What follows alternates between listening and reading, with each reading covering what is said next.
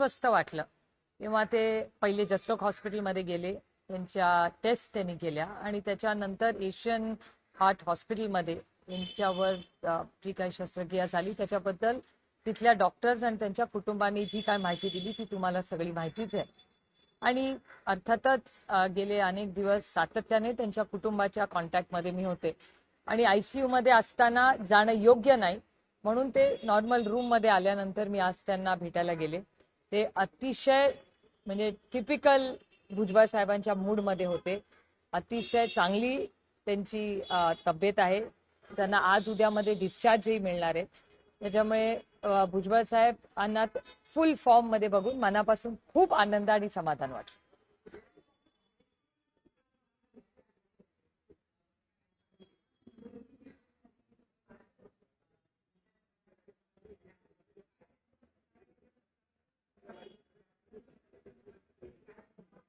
मला वाटतं ते सगळे आदरणीय पवार साहेबांना भेटायला आले होते. त्यांची सविस्तर अनेक विषयांवर चर्चा झाली. महाराष्ट्राचे अनेक महत्वाचे प्रश्न आहेत, मुंबईचे अनेक महत्वाची प्रश्न आव्हानं ही आहेत आणि महाराष्ट्राचा विकास, मुंबईमधले अनेक स्थानिक प्रश्न असतील, बेरोजगारी वाढणारा भ्रष्टाचार असेल, क्राईम असेल, अशी अनेक मोठी आव्हानं आणि मुद्द्यांवर सविस्तर त्या सगळ्यांनीच चर्चा केली आणि पुढच्या आठवड्यात पुन्हा एकदा सविस्तर आमच्या सगळ्यांचं भेटायचं ठरलं.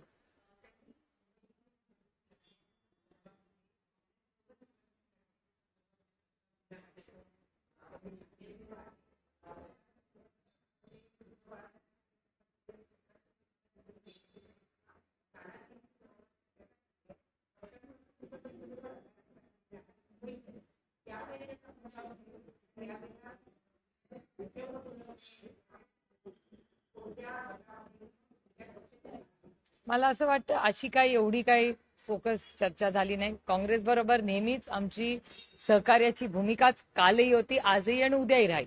त्यामुळे पुढच्या काही दिवसामध्ये ही खूपच प्राथमिक मीटिंग होती. अनेक वेगळ्या वेगळ्या विषयांवर चर्चा झाली.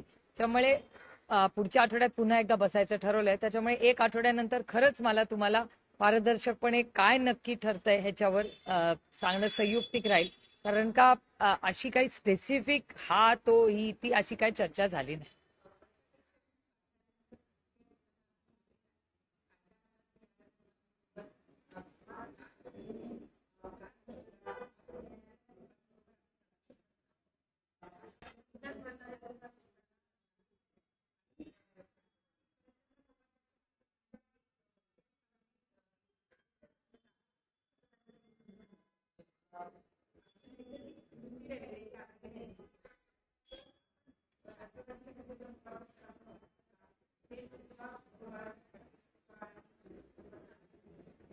आम्ही महाराष्ट्राच्या हितासाठी, मुंबईच्या हितासाठी ते योग्य असेल आणि संविधानाच्या चौकटीत असेल त्या भूमिकेला आमचं नेहमीच सहकार्य आणि साथ असेल आणि पुढेही राहील.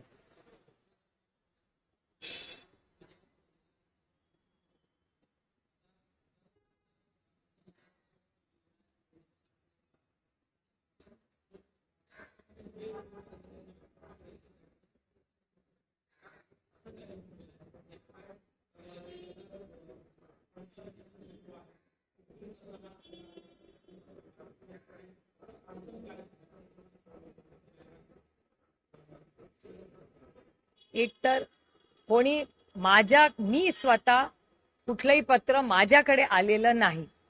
मी पत्र ते पाहिलेलं नाही. माझ्या रेकॉर्डवर माझ्या ऑफिसमध्ये असं कुठलंही पत्र आलेलं नाही आणि ते मला का पत्र लिहितायत हे मला समजतच नाहीये.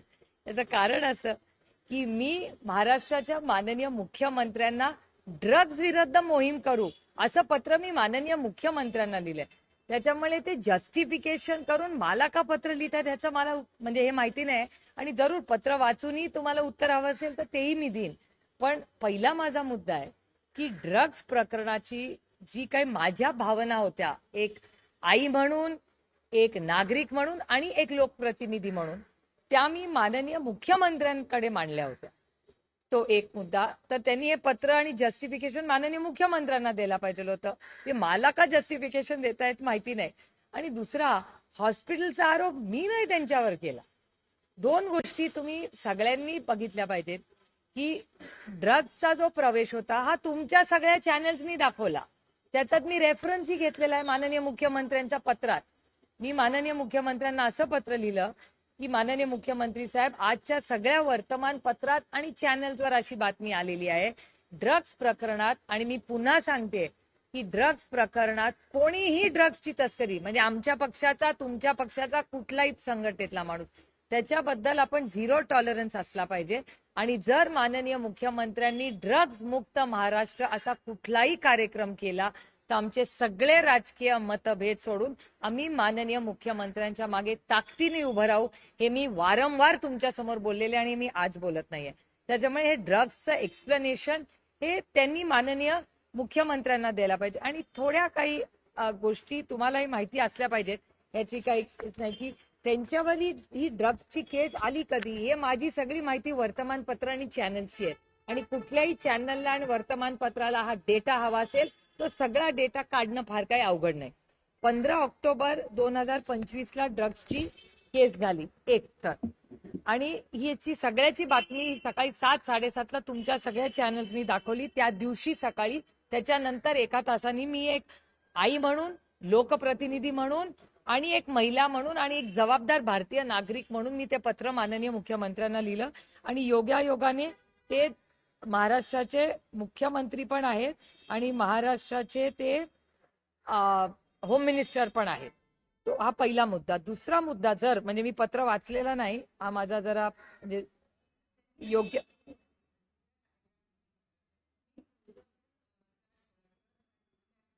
नाही, एक मिनिट, मी दोन्ही घेत नाही, मी वर्तमानपत्रात जे आले मी तुम्हाला वर्बिटम दाखवू शकते, कारण का मी सगळे वर्तमानपत्र वाचते, चॅनल्सचे सगळे बाईट मी फार कान देऊन ऐकते.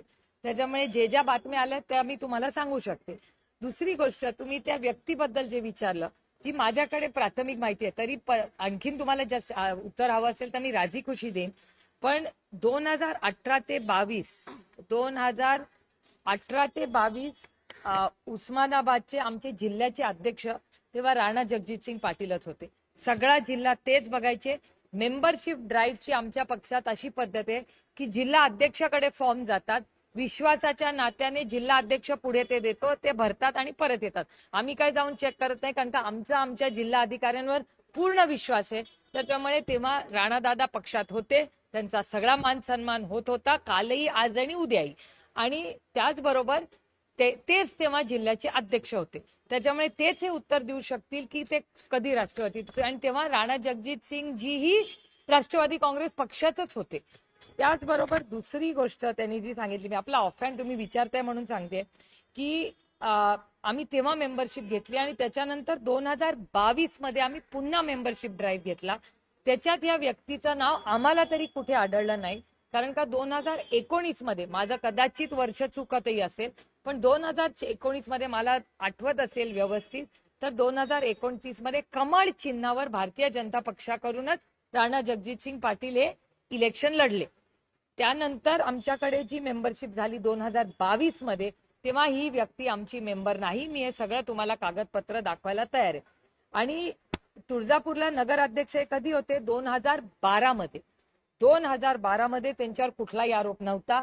तेव्हा पक्ष एक होता आणि त्यांचे वडील, मला अजूनही आठवतं, राणा पाटलांचे वडील आदरणीय, आमच्यासाठी सन्माननीय आदरणीय पवार साहेबांबरोबर 5-6 दशकं ज्यांनी प्रेमाने विश्वासाने काम केलं, असे आदरणीय वंदनीय आम्हाला त्यांचे वडील हे तेव्हा तिथले स्थानिक खासदार होते आणि सगळं तेच बघायचे.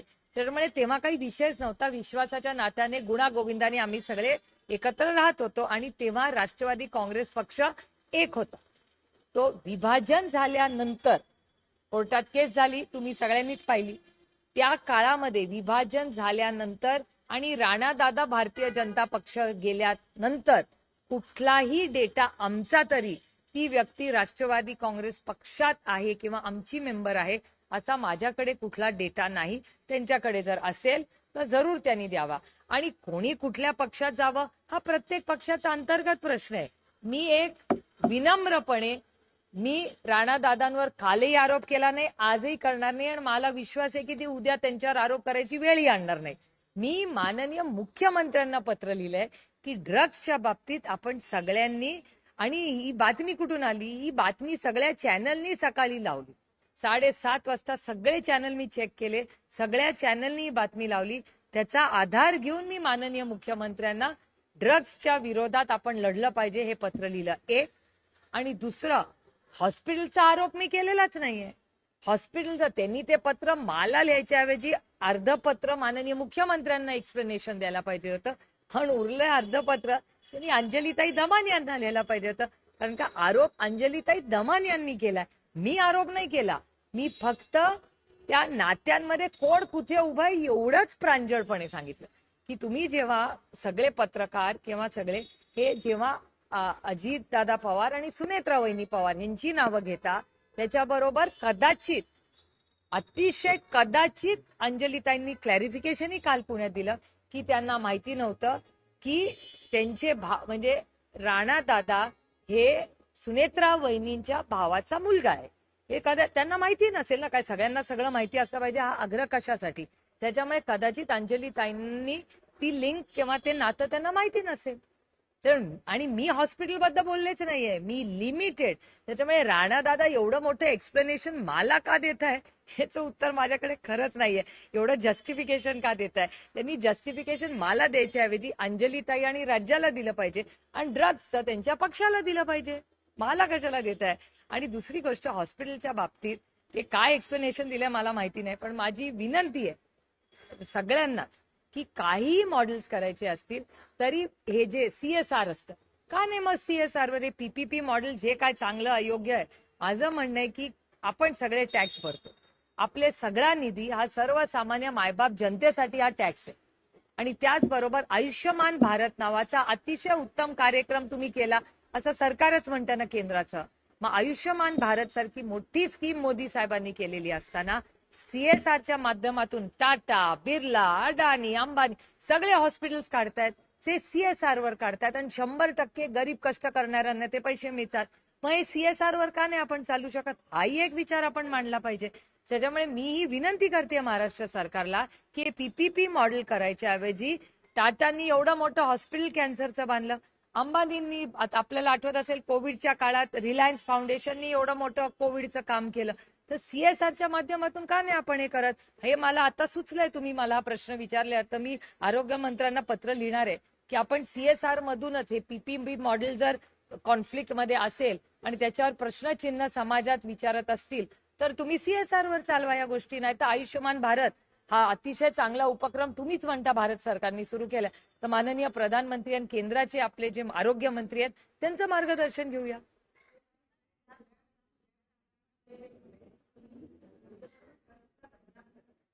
हे बघा, जेव्हा बोलायची ताकद आहे ना तेव्हा ऐकायची ताकद पण ठेवली पाहिजे. मी हे माझ्याबद्दल बोलते. त्याच्यामुळे त्यांनी एक पत्र लिहिलं. एक तर मला गंमत वाटते की ते मला का जस्टिफिकेशन करताय? आरोप मी केलेलाच नाहीये. जे टीव्हीवर आलं, जे वर्तमानपत्रात आलं ते एक पत्र मी माननीय मुख्यमंत्र्यांना लिहिलं पाहिजे. तर त्यांनी हे जस्टिफिकेशन मला द्यायच्याऐवजी माननीय मुख्यमंत्र्यांना दिलं पाहिजे.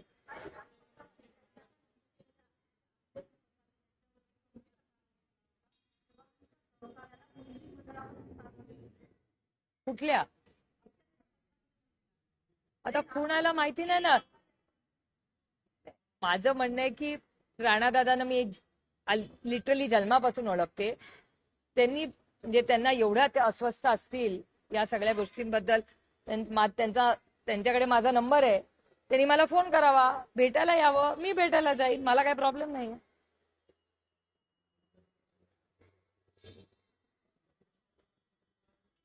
आणि हे मला एकटीला लिहिण्यापेक्षा ज्या सगळ्या चॅनल्स आहेत ना ज्यांनी स्टोरी कव्हर केली त्याची पण थोडी माहिती घ्यायला पाहिजे. मी थोडी उस्मानाबादला गेले होते, मी वर्तमानपत्र आणि चॅनल्सवर जे दाखवलं तुळजापूरचं तेच तर त्यांनी जे टीव्हीवर बघितलं वर्तमान. माझा तुमच्यावर विश्वास आहे आणि माझा वर्तमानपत्रांवर विश्वास आहे. त्यांनी केस कराव्या सगळ्यांवर. बरोबर आहे ना? जर बदनामी चॅनल्स आणि करत असतील तर राणादादांनी माझ्यावर जरूर करावी, पण बाकीच्यांवरही पण करावी ना.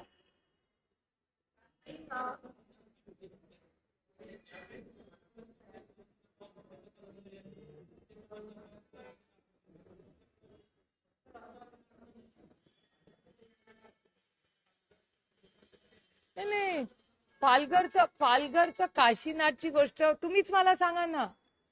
आरोप मी केला का पालघरचा?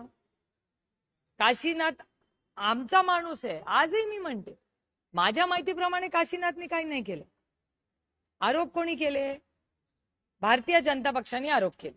मग जर भारतीय जनता पक्षाने आरोप केले तर त्यांनी मग क्लीन चिट देताना पण सांगितलं पाहिजे की हो माझी चूक झाली, तेव्हा काशीनाथवर खोटे आरोप झाले. एवढंच माझं म्हणणं आहे. मी कुठे म्हणतेय तुम्ही आरोप कुणावरही करा. कसं आहे, असं नाही होऊ शकत की भारतीय जनता पक्षाने येऊन आरोप करून पळून जायचं आणि नंतर प्रवेश. आरोप मी कुणावर आरोप केला हा सांगा ना. डेटा तुम्ही, आपण, माझं काय म्हणणं आहे, डेटा ड्रिव्हन डिस्कशन करूया. मी कुणावर आरोप केले तर नंतर पक्षात प्रवेश घेतलाय हे तुम्ही दाखवा, आणि भारतीय जनता पक्षाने कुणाकुणावर आरोप केलेत आणि त्यांच्याकडे पक्ष घेतलाय याचा डेटा आपण, let data speak louder than words. कशासाठी बाकीची चर्चा करायची?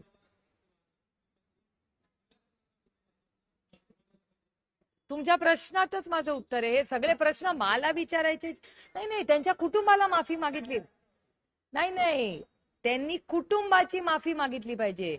मुश्रीफ साहेबांच्या बायकोची माफी मागितली पाहिजे. कारण का त्यांची बायको, त्यांची मुलं काय दुःखातून गेलेत हे मी पाहिलेलं आहे. नवाबबाईंच्या फॅमिलीची माफी मागितली पाहिजे. अजित पवारांच्या सगळ्या फॅमिलीची माफी मागितली पाहिजे.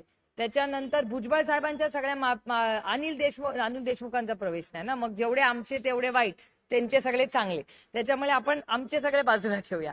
पण एवढं तर मान्य करता का की मुश्रीफ साहेबांची फॅमिली, भुजबळ साहेबांची फॅमिली, अजून अजित पवारांची फॅमिली, अजून कोणाची फॅमिली, आपण लिस्टच काढून बसूया ना. भुजबळ साहेब, मुश्रीफ साहेब, नवाब मलिक बाईंची काय काय हाल झाले नवाबाईंचे मी पाहिलेले. हो, कोर्टात आणि आर्थर रोड जेलला कोण गेलं? मीच गेले ना. त्यांची कुटुंब काय दुःखातून गेले ते मी जवळून पाहिलेले. कोर्टाच्या केसेस रकाने त्या सुनाले की कशा वाचल्यात, काय लढले, हे मी पाहिले. त्याच्यामुळे जर भारतीय जनता पक्षाने ज्यांच्यावर आरोप केले त्यांनी स्पष्टपणे सांगावं की ठीक आहे, आम्ही तेव्हा जे आरोप केले हे खोटे होते. मला काय प्रॉब्लेम नाही, आनंद आहे ना.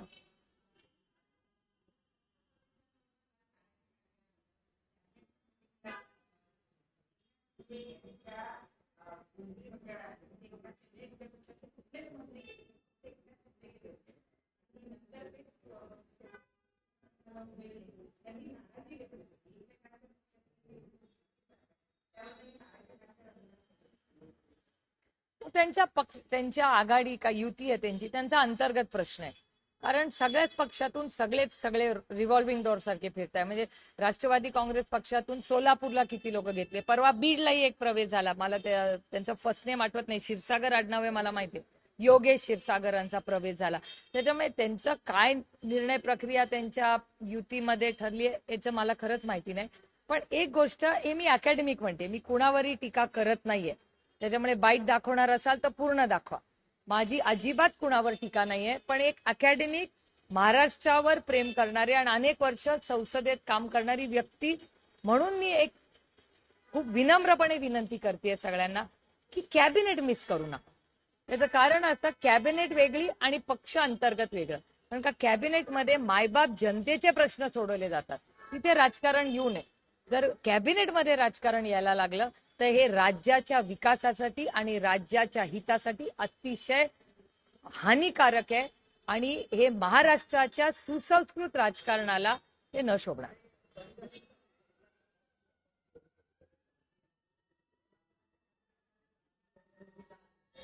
हे बघा, अनेक वेळा कोणी इलेक्शनला असू शकतं. हा,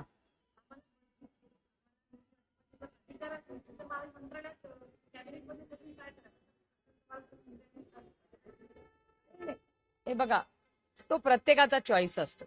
जर तुम्ही एका कामासाठी जात असाल आणि कामच होत नसतील तर राजीनामा द्यायचा हा ऑप्शन सगळ्यांना आहेच ना. तर तुमच्या मनाविरुद्ध किंवा महाराष्ट्राच्या हिताचं एका ठिकाणी जर काय नीट चालत नसेल, तर जर महाराष्ट्राचं हित जपण्यासाठी जर तुमचं सरकार आहे आणि त्याच्यातच जर तुम्हाला न्याय देऊ शकत नसेल तर स्टेप डाऊन. राज्याच्या हितासाठी आपण आहोत ना, आपण सेवेसाठी आलेलो आहोत इथे. मग कधी महाराष्ट्राची मायबाप जनता आणि राज्य हे कुठल्याही पदापेक्षा मोठंच आहे ना. शेवट राज्य, पहिला देश, मग राज्य, त्याच्यानंतर पक्ष आणि त्याच्यानंतर कुटुंब. त्याच्यामुळे राज्याच्या आणि देशाच्या हितासाठी आणि सेवेसाठी जे काही योग्य असेल ते त्यांनी करावं.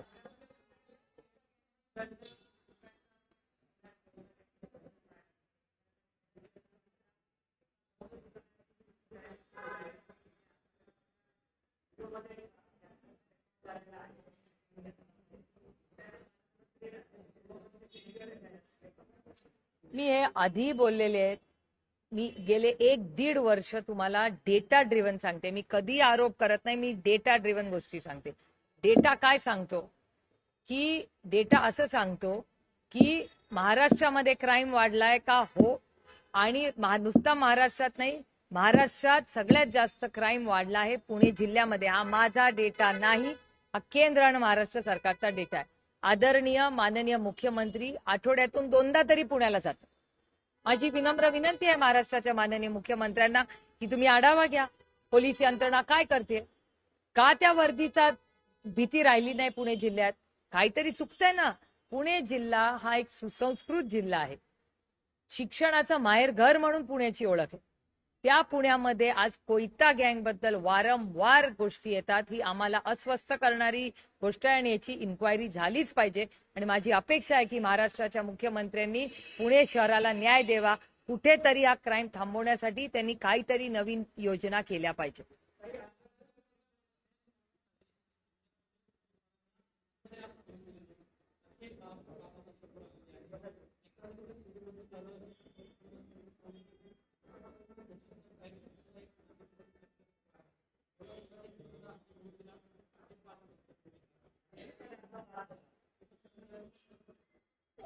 म्हणजे ह्याची सगळ्याची माहिती आपल्याला सरकारलाच विचारावी लागेल.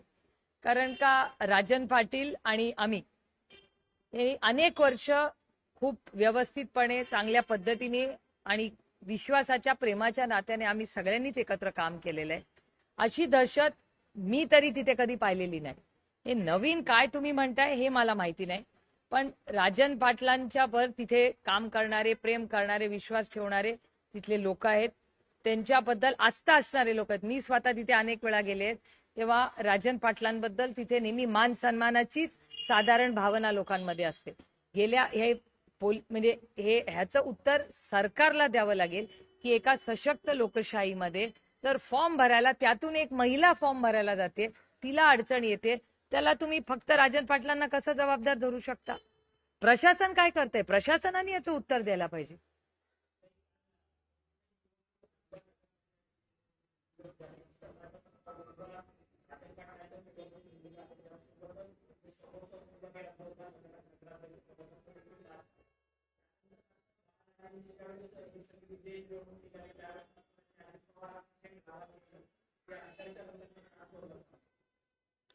मी काही कुठल्या चॅनलवर किंवा वर्तमानपत्रात हे वाचलेलं नाही. माहिती आल्यावर तुम्हाला कळवेल, पण मी काय पाहिलेलं नाही. झालं मराठी झालं सगळं.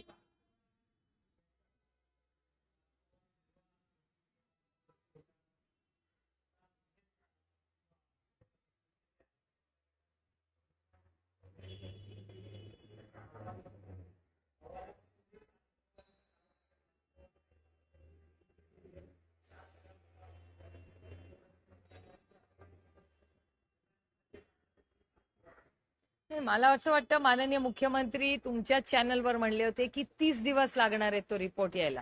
त्याच्यामुळे मला वाटतं 30 दिवस आल्यावरच खरं कळेल आपल्याला काय त्याचं आहे. कारण मला आठवतंय माननीय मुख्यमंत्री म्हणले होते की 30 दिवसात सगळी माहिती कळेल. त्याच्यामुळे मला वाटतं ते सगळे याची वाट बघू.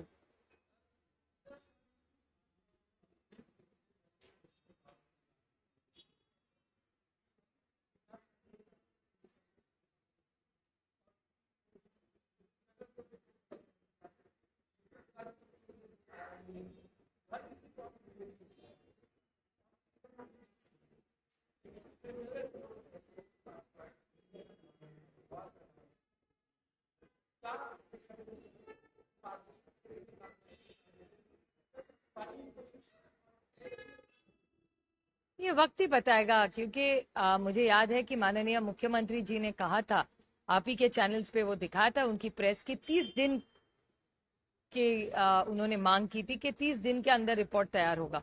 तो मेरे ख्याल से अगर उन्होंने कहा है 30 दिन लगेंगे तो रुकते हैं 30 दिन. एक ही हफ्ता हुआ है शायद, देखते हैं 3 हफ्ते और है तो 3 हफ्ते में क्या होता है ये पता चलेगा. रिपोर्ट तो आने दीजिए, उसके बाद ही कुछ टिप्पणी कर पाएंगे.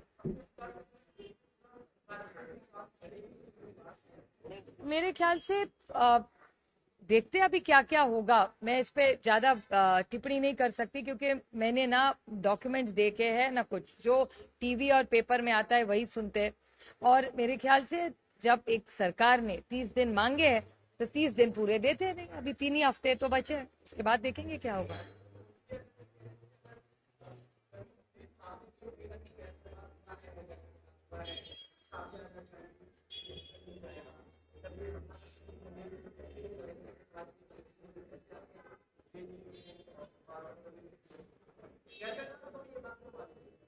नहीं, ये मेरे ख्याल से बावनकुळे जी और माननीय मुख्यमंत्री जी का जो स्टेटमेंट आया है वो आप सबने सुना है, आपके चैनल्स पे ही दिखाया है। तो मेरे ख्याल से जब तक 30 दिन में रिपोर्ट नहीं आती उसके लिए रुकना चाहिए, ऐसे मुझे लग रहा है। क्योंकि मैंने तो कोई डॉक्यूमेंट्स भी नहीं देखे, तो वो गैर जिम्मेदारी होगी मेरी कुछ भी टिप्पणी करना।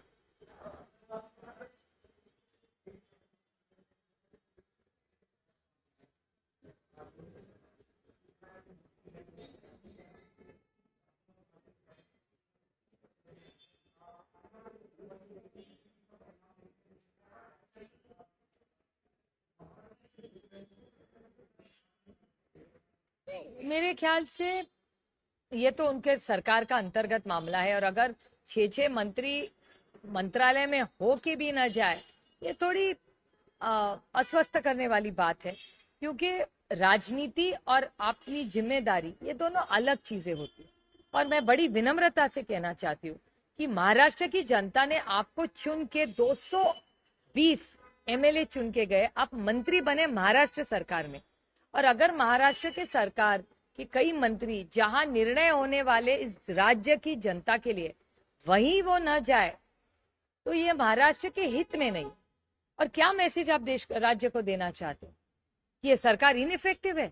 ये बहुत चिंता की बात है। अगर 6-8 मंत्री अगर सरकार में माननीय मुख्यमंत्री जी जो चेयर कर रहे हैं मीटिंग, उसमें न जाए, तो ये बहुत चिंता की बात है। मुझे नहीं लगता महाराष्ट्र में ऐसे पहले कभी हुआ है, और अगर हुआ है कल भी हुआ होगा और आज भी हुआ है, तो जो गलत है वो गलत ही है। ये किसी के राज्य के हित में नहीं है। हाँ, तो सही सामने ही तो है ना मतभेद, और क्या कहने की जरूरत है? सब चीज क्या बोलना जरूरी होता है? लाइव चैनल्स पे दिख ही रहा है। लेकिन महाराष्ट्र का नुकसान ये सब कर रहे, ये दुख की बात है, ये जरूर दुख की बात है।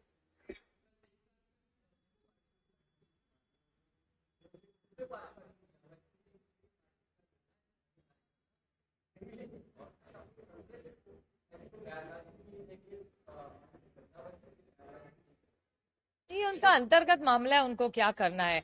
लेकिन एक 30-40 दिन से आप देख रहे हैं, रोज आप ही तो ब्रेक करते हैं ना रिव्यू, जिस तरह से सरकार चल रही है। और 220 इतना बड़ा मैंडेट महाराष्ट्र की लोगों ने इनको विश्वास के नाते दिया, ऐसा समझ लेते हैं। वोट चोरी का मामला में थोड़ा अलग रखो थोड़े टाइम के लिए, फिर भी 220 इनके एमएलए होने के, इन्हों तो अभी तक तो कितना अच्छा प्रशासन करना चाहिए। लेकिन लड़ाई बंद होगी तो ही प्रशासन करेंगे ना।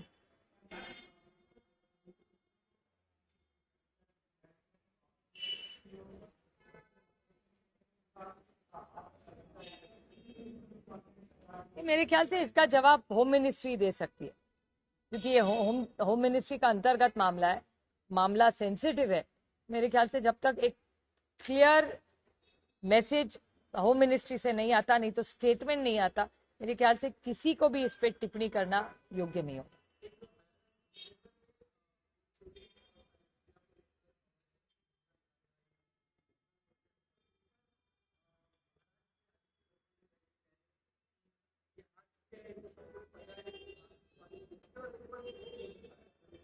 देखिए, एक सशक्त लोकतंत्र में उनको टीका टिप्पणी करने का अधिकार है, और हमें मोर्चा करने का अधिकार संविधान ने, भारत रत्न डॉक्टर बाबा साहेब अम्बेडकर ने हमें दिया है।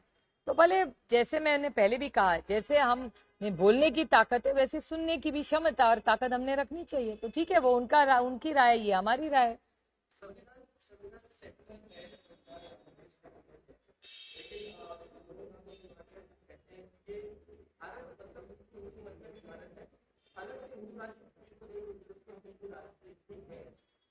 ये एक सशक्त लोकतंत्र में हर एक नागरिक को बोलने का अधिकार है। उनको जो लगता है वो बोले, वो जो उनको ठीक लगे।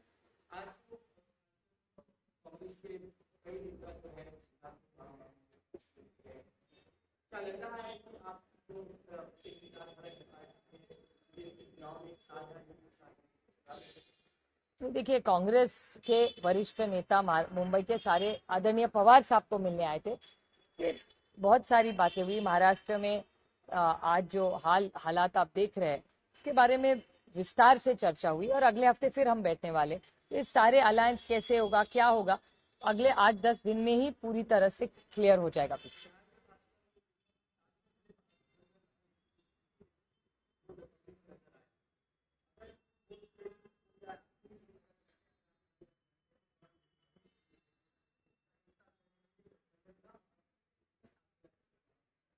ये बहुत अच्छा आपका सुझाव है, जरूर इसके बारे में हम लोग पार्टी में भी चर्चा करेंगे।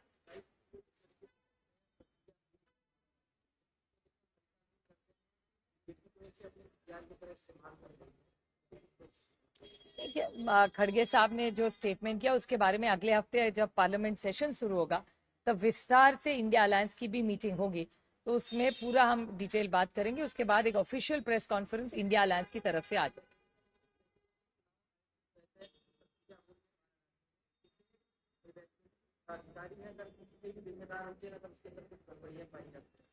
मैं बड़ी विनम्रता से कहना चाहती हूँ कि मेरा बहुत विश्वास इलेक्शन कमीशन पे था, है और रहेगा।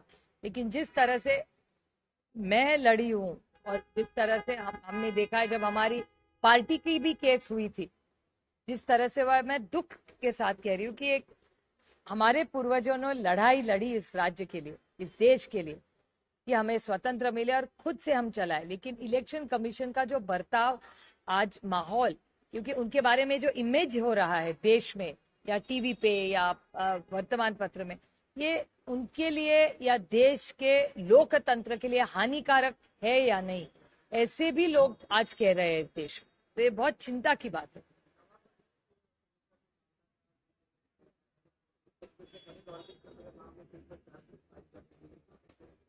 नहीं, मेरे ख्याल से नवाब भाई का न्यूज मैंने भी कल देखा, चैनल्स पे भी देखा, पेपर में भी देखा, और उनकी उनकी उनकी ही मांग थी कि वो जल्द से जल्द केस लड़ाना चाहते हैं और डेली हियरिंग चाहते। तो शायद उनके लॉयर्स ने कुछ बोला होगा, लेकिन मेरे ख्याल से तब भी हमेशा नवाब भाई ने कहा है कि उन्होंने कुछ गलत नहीं किया है। तो सत्यमेव जयते, सत्य को न्याय मिलेगा।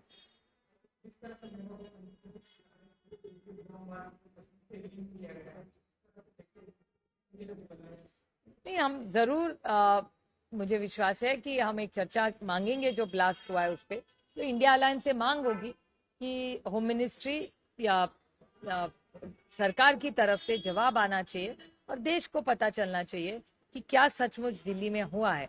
तो जब हमारी पार्लियामेंट चलेगी तब हम एक डिस्कशन की मांग इंडिया अलायंस की तरफ से मांगेंगे, क्योंकि national security is a very big issue end it's a sensitive issue.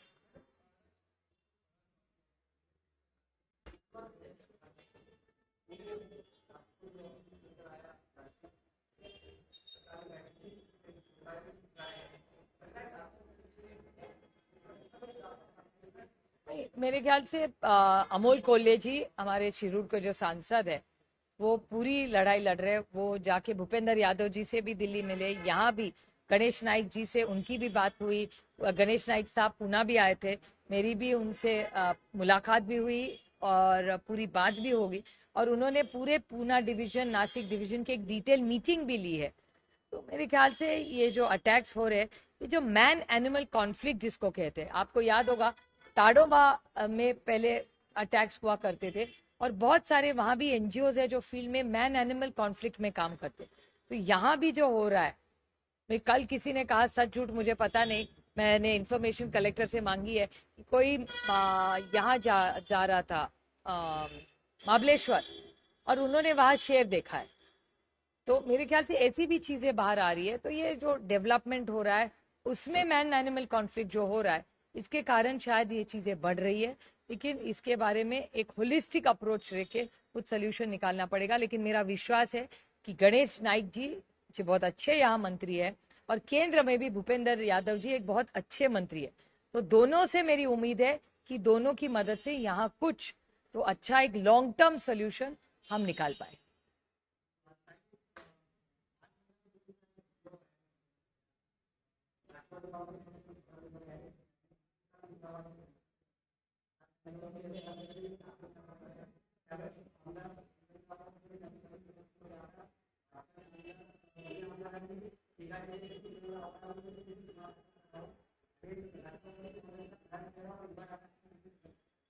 काय काय आरोप काय?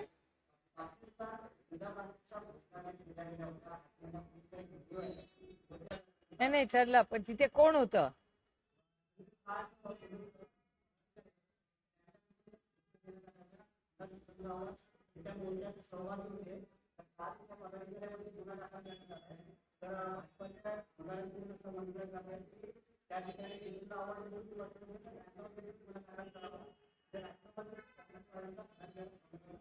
आता आमच्यावर भ्रष्टाचाराचे आरोप करून थकले, मग वॉशिंग मशीन झालं, त्याच्यामुळे आता आमच्यावर दुसरा आरोप करायला राहिलाच नाही, म्हणून हा आरोप.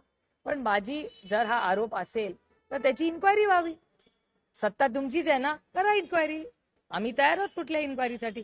आणि जर हा आरोप जितेंद्र आव्हाडांवर झाला असेल तर मी स्वतः जितेंद्र आव्हाडांची बोलीन. आणि माझा जितेंद्र आव्हाडांवर पूर्ण विश्वास आहे की ते असं कधीही, अशी कुठलीही देशाच्या विरोधात किंवा अशी कुठलीही कृती जितेंद्र आव्हाड करणार नाहीत. हा विश्वास माझा जितेंद्र आव्हाडांवर आहे. झालं?